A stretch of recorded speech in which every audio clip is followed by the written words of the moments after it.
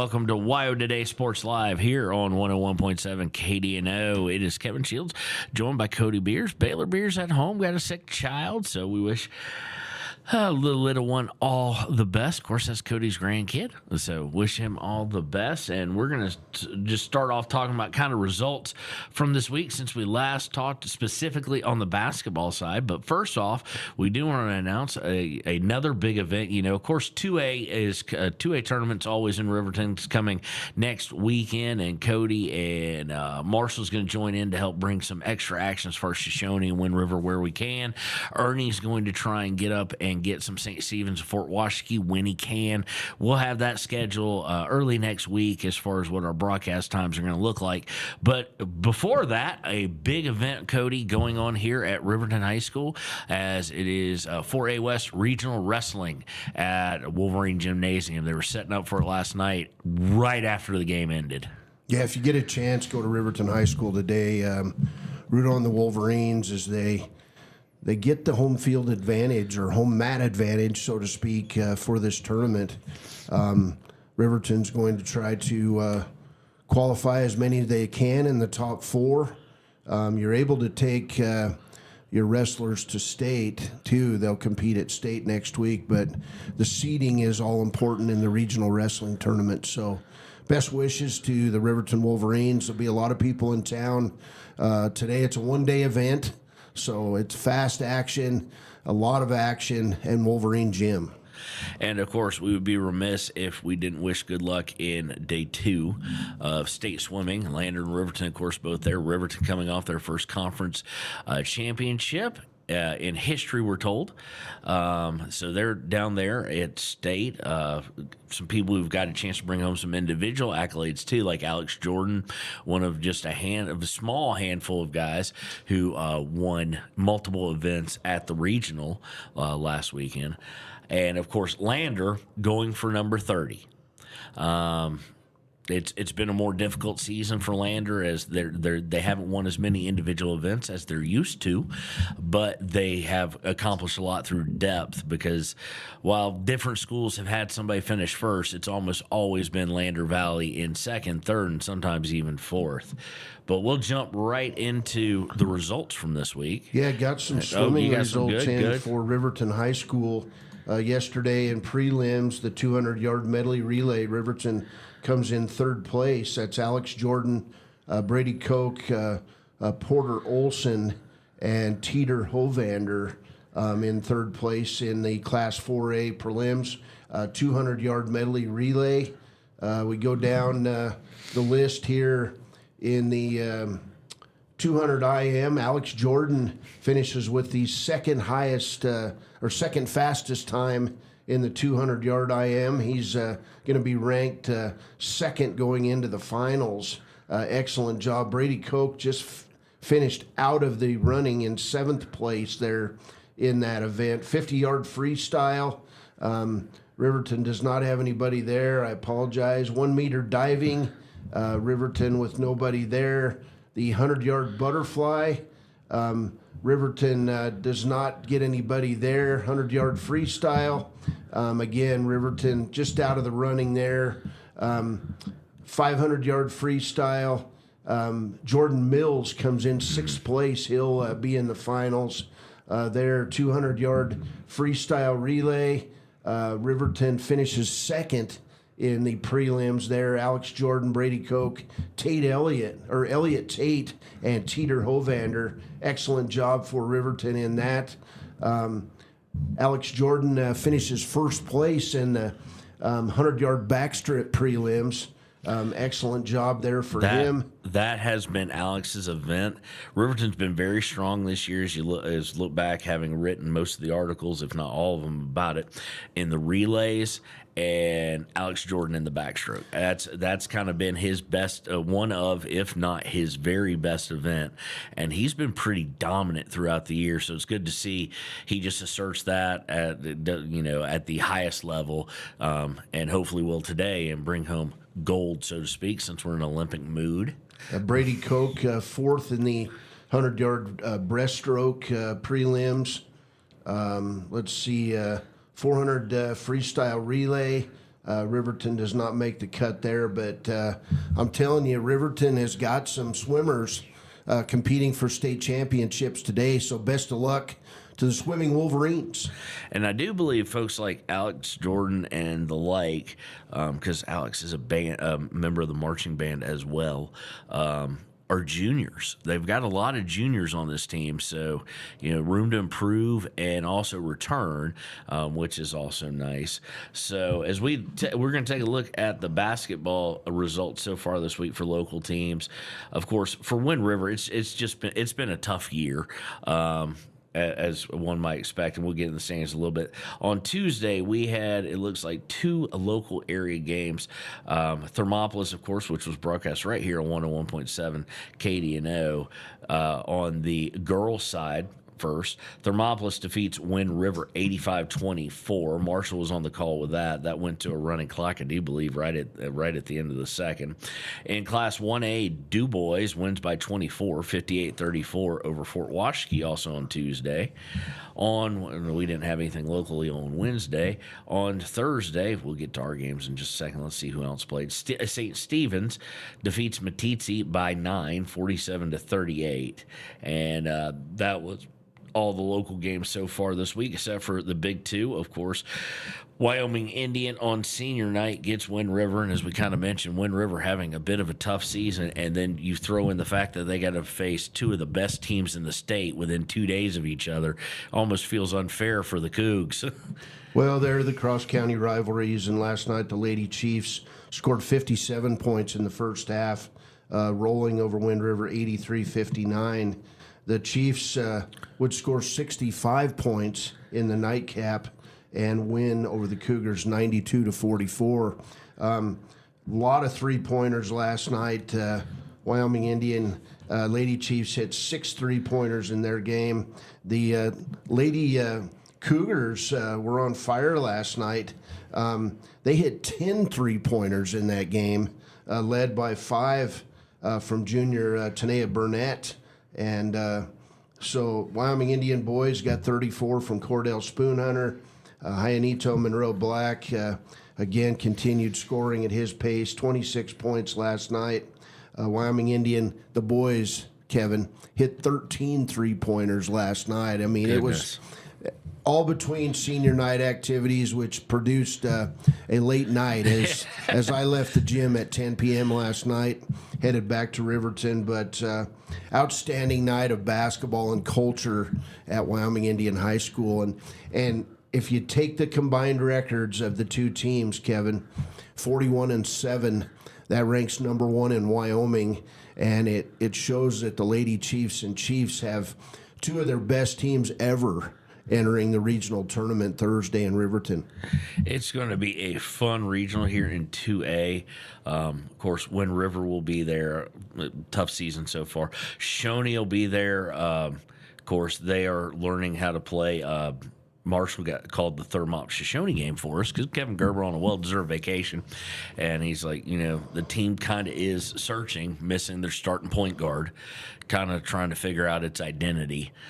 Without him, of course, Andrew Garcia out for the season with a broken leg. And it's been a rough past, really, month for local area teams. Of course, and one of our own, Andrew Garcia, you were there, breaks his leg horrifically.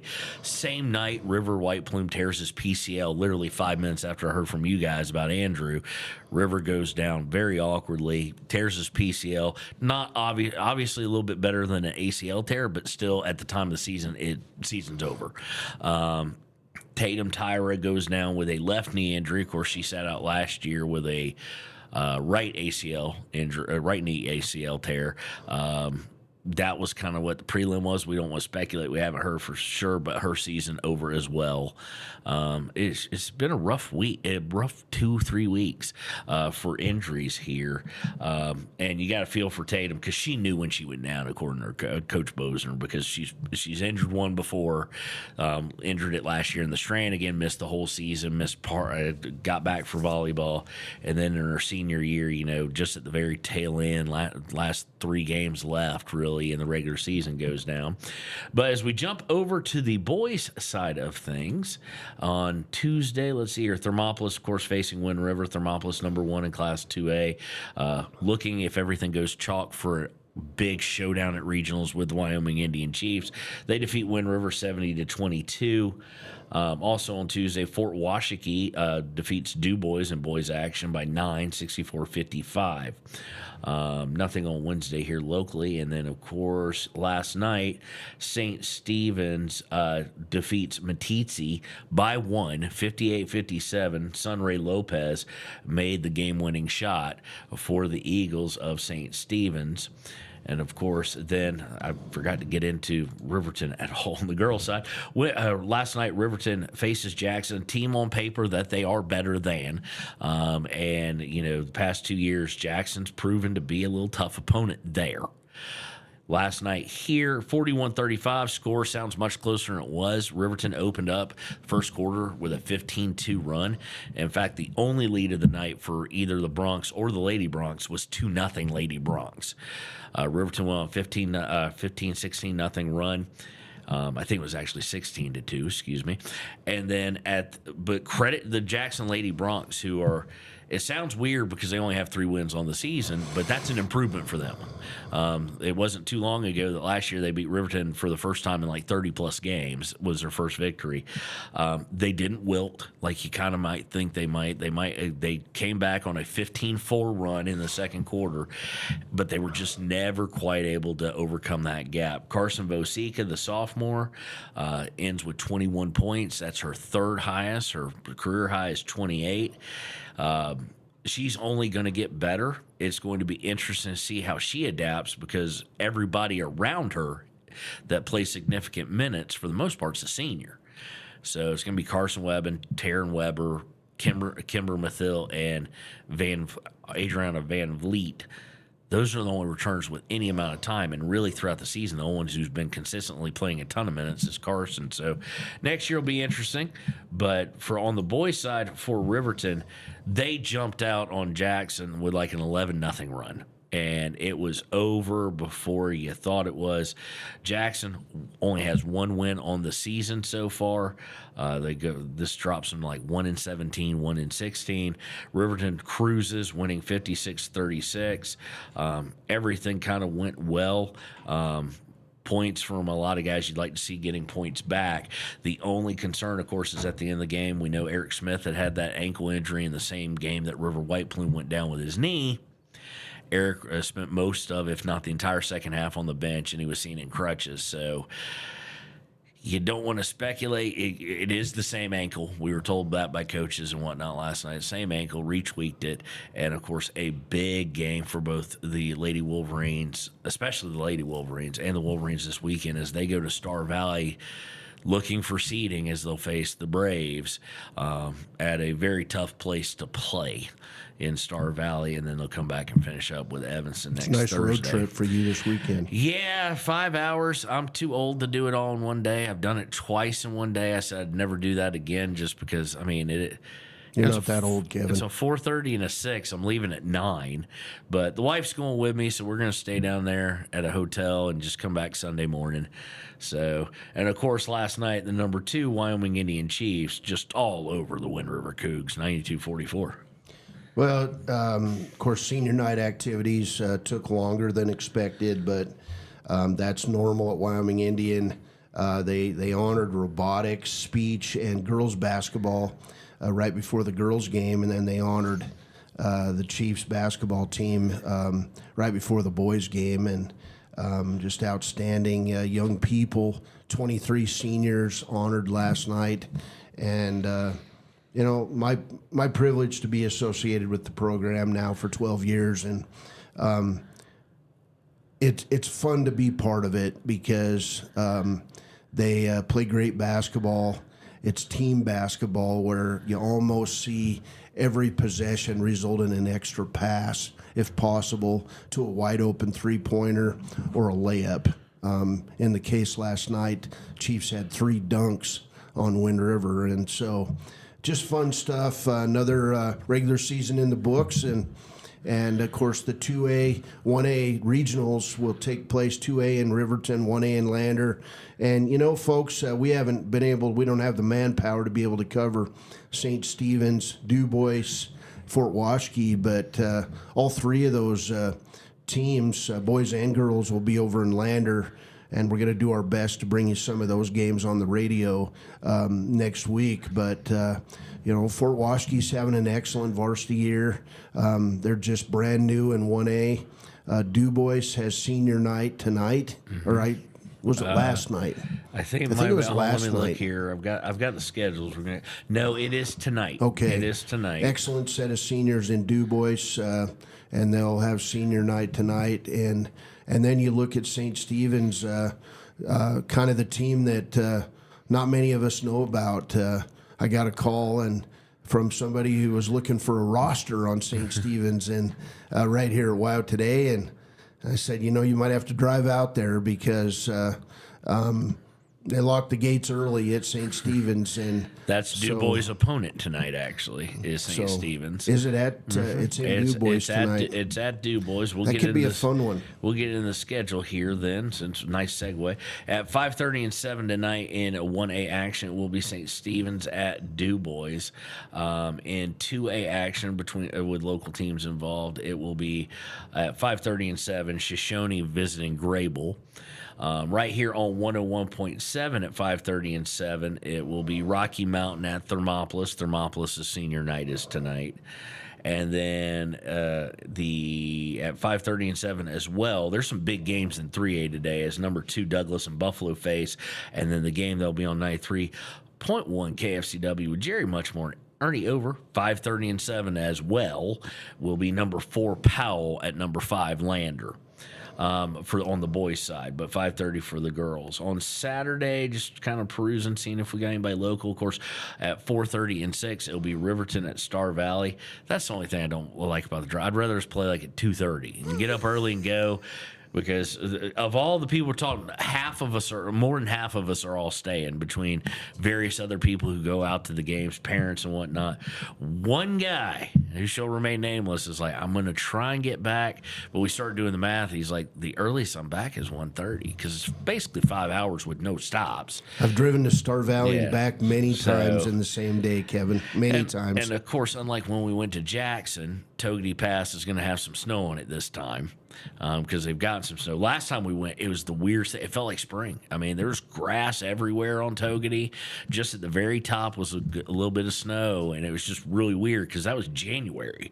The road is plowed. Remember that. Oh, no, I know. I mean, it's always beautifully manicured up there for the Jackson Hole snowmobilers and such. It's a beautiful drive. I just don't like the drive at night.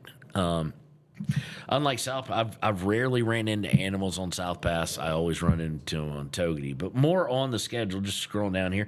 Of course, in Class 3A on Saturday, at 1 o'clock and 2:30 on KFCW, will be Cody visiting number 5 Lander.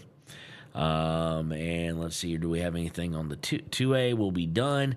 1A still with a little bit left. Final games of the season as Fort Washakie will travel out to face number 5 Cokeville. Those games will be at 12 and 1:30. And Du Bois will travel to Meeteetse for a 12 and 1:30 as well. St. Stephen's at 5 and 6:30 is at 10 sleep. And then in an interclass battle, Shoshone not quite done at 2:30 and 4, it'll be 2A Shoshone at 1A Southeast. That's a long road trip. Yeah, and so that will kind of end things. Seems to me like the coach of Shoshone, who had some foresight, wanted an extra game at the end just to stay kind of in rhythm maybe. And now that they have been, without the point guard and kind of figuring things out, maybe not a bad thing to have one extra game there leading into regionals. We're going to take a look at the standings. We're going to do them in reverse because it's always, girls first, then boys. We're going to do boys first. Starting out in 1A Northwest, Cody, Matisse leads the way, followed by Burlington, then St. Stephen's, Tinsley, Du Bois, and rounding out the back is Riverside. St. Stephen's, right there in the middle of the pack, headed into regionals. Du Bois towards the bottom. So I don't know. We call them playing games where I'm from. They call them pigtails here. I don't know if Du Bois in that 6-man. Depends on how the regular season games went. 4-14. If they split their regular season games, they'll have a pigtail game. Okay. In 1A Southwest, we do have a local team. Cokeville leads the way, and that's kind of a weird conference because at the very top is Cokeville because of conference record, but they're 11-9 overall. Saratoga right behind them, but 16-3 overall. Little Snake River, then Farson Eden, then Fort Washakie. On the boys' side, good to see them. First year of varsity for the boys. Their season on conference not great, 2-6, but overall for your first year, go 500, 9-9. Yeah, they've done a great job at Fort Washakie to build the boys and girls programs out there. Okay, of course, 1A Northeast and Southeast have no local teams, so we'll skip down to 2A Northwest. Of course, leading the quad there is the Thermopolis Bobcats at 16-4, 5-0 in 5-0 listed in the Northwest. They defeat Rocky Mountain right behind them, Shoshone in third, and Grable pulling up the bottom of the pack. Conversely, on 2A Southwest, Wyoming Indian at 21-2, 5-0 on their side of things is up top. Then Big Piney, Kimmer, and then Wind River. Wind River, unfortunately, sitting at 1-20 on the year. So yeah, and then playing Thermopolis in the first game at regionals. Yeah, and we'll have those broadcasts. Okay, 2A East with nobody local, so let's scroll down. Of course, we'll take a look at 3A West. Lovell wins that side of things, kind of going away. They were 17-2 overall, went 7-0 in conference this year, or so far. Still a little bit of games to play, but as long as with only 2 games this week, they've secured that seed as Pinedale has 3 losses in the conference, and they're number 2, followed by Cody, Lander in 4th, then Worland, Powell, Lyman, and Mountain View kind of taking up the last place spot. But the interesting part when you look at it, outside of Level at 7-0, Pinedale's 4-3, and the last place team in Mountain View and Lyman and Powell all tied at 2-4. So not a huge gap as far as that goes. So 3A, of course, that's happening in Level. So Level in the year that they're always really good, but the year that they're good, they're really good, they're going to host. In 3A East, just because it's where, Landers in 3A. Douglas wins it, Burns in last. Douglas, Buffalo, Wheatland, Newcastle on paper are the top 4, followed by Rollins sitting in 5th. 4A Northwest, we have nobody local, but Natrona County is going to win that, followed by Green River. Of course, this on the boys' side. Then Kelly Walsh and Rock Springs. Natrona County goes 3-0 in their quad. Everybody else goes 1-2. So 4A has been extremely balanced this year. I think that'll hold. Star Valley in 4A Southwest is 3-0. They're in the driver's seat at the moment, but Evanston right behind them at 2-1. And of course, there's 2 games left for them. Riverton sees those 2 top teams. Star Valley first this weekend, and then Evanston. The interesting part is Evanston's 2-1 in conference. They're 5-15 overall, so the difference can be enormous. Riverton in 3rd, and of course Jackson at 1-17 now in last. And in 4A East, boys, Sheridan on top, as you'd expect. Number 1 team in 4A on the boys' side. They're 17-1, 10-0 overall in the conference. And then kind of on the flip side is perennial kind of last place team for that division, Cheyenne South at 1-18, 0-9 in the conference. So, it's going to be interesting to see, especially in 4A. 2A, do we get an upset? Last year everybody had a state title game in mind with Thermopolis and another team, and they wound up playing first round in state because, of course, the Chiefs took out Thermopolis, and then I forget who was number 2. Well, the Chiefs lost Cordell Spoonhunter right after regionals. Chiefs ended up finishing 3rd, but Thermopolis won the state championship. No, and Thermont wound up playing the number 2. Thermont went into regionals number 1, lost to Wyoming Indian, and whoever on paper, the number 2 team, according to the rankings, lost in their regional as well. So the game that everybody thought, oh, this will be a state title because certain media members were talking about it, wound up being the first round, first day in state. So you never know. You got to come with game face. You got to come focused because there is a little different mentality. Win 2 before you lose 2, and especially in elimination games, you can get a team that maybe didn't have a great year suddenly find some greatness in them because they don't want the season. They don't want that season to end, especially the seniors. Brand new season, 6 games to a state championship. That's the focus right now for Thermopolis and Wyoming Indian. So now we move on to the girls' side of things. In 1A Northwest, Burlington it went undefeated in conference play. Then it's Riverside, DuBois sitting middle of the pack at 8-8, 2-4 in conference, and then Meeteetse and St. Stephen's. St. Stephen's 0-6 in conference, 1-13 overall. On the southwest side of things, it's Cokeville once again on top. On the girls' side, Fort Washakie is down in 5th at 2-6 in the conference, 8-10 overall. Jumping to 2A, the Northwest, of course, Thermopolis sits at 4-1 in the conference. They lead the Northwest. Grable and Rocky Mount follow them, and then Shoshone in last in that quad.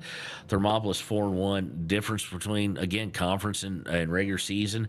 Thermopolis really tested themselves on both sides, going down to the tournament in Cheyenne, tournament in Rock Springs, etc. Thermopolis overall, girls 9-12, but 4-1 in conference. On the 2A Southwest side, of course, at 18-5, 5-0 in conference are the Wyoming Indian Lady Chiefs.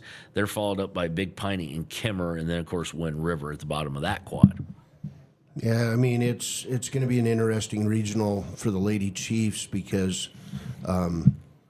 They do have a loss. They got beat by Rocky Mountain up in Rocky Mountain earlier, but it'll be a very competitive regional at Riverton High School. And on rare occasion, you get a fun thing at the end of regionals, and we've got that this week, and that is in 3A, and I'm gonna pull up the schedule again so I can make sure. I did want to point out that the regional wrestling tournament today is just boys only at Riverton. The Riverton girls will be at Powell for their regional. So on Saturday at Lander, you really couldn't ask for better. If you're here and you don't have anything to do on Saturday, even if you're not a fan of either one of these teams or the local team, and you just want something to do, at the top of 3A West right now, and only because of amount of conference games played thus far, is the Lander Valley Lady Tigers. They are ranked number 2 in the state. They're 7-0 in conference, 17-2 overall. Behind them on conference record, again, only because of amount of games played, is the number 1 Cody. They go by the Phillies, right? They are Cody, the Phillies. Thank you. The girls and boys have a different team name. I thought so. I haven't called Cody in a couple of years, though, since they moved. Cody at 6-0 in conference, 17-0 overall. And the last game of the season, Cody, is number 1 Cody visiting the Lander Valley girls, 1 o'clock on Saturday. It'll be 1 versus 2. Cody heavily favored in that game. The Hayes girl is the best player in Wyoming, and it'll be a tough one for Lander, but they've got Cody at home, and so could be a good one. Could be a fun one. I mean, on paper, Cody, I've gotten to see the Cody girls once. I've seen the Sheridan girls as well, and a couple others that are high-ranked Cheyenne East, stuff like that. I meant to say East instead of Sheridan as well. I think Cody's the best girls team in the state, bar none. On paper and what they put on the court so far this year. But hey, on paper doesn't matter. It's why you play the games. And what a way to end a season at Lander Valley. They're your senior night, and you get a shot at the vaunted top, if not the top, one of the top programs in the state in girls basketball, and you got them at home. And it's a 1 versus 2 matchup. That's just, that's UNC Duke-like and stuff like that. So. The problem is you've got the distraction of senior night where Cody's going to come in focused and wanting to finish their regular season with a win on the road. So hopefully the Lady Tigers will be focused. Should be a great game. I think I'm going to go over for it. Both games will be good. And Strap on the green and go root for the Tigers. The interesting part is there is Powell lurking in third in 3A West that can really cause a problem because Lander and Cody, hearing from both of them, they kind of would like to avoid each other at regionals until the final, obviously. And right now, that happens. But there is kind of Powell lurking in the background in third, Pinedale in fourth, not too far behind. And then after fourth place in 3A West, there's a definite drop, at least on paper. You got Lovell, Lyman, Mountain View, and Worland wrapping up 3A West. On the east side, it's Wheatland unless they play, I don't know their schedule, unless they play both tonight and tomorrow night and lost, they have secured 3A East because Douglas is behind them at 6-2, Wheatland 6-0. Then it's Buffalo, Torrington, Burns, Glen Rock, Newcastle, and Rollins wrapping things up. On the 4A Northwest side, it is Green River with a one-game lead coming into the week over Natrona County, then Kelly Walsh, and then Rock Springs at the bottom of that quad. In 4A Southwest, it's Star Valley and Evanston at 1 and 2. Jackson at 3.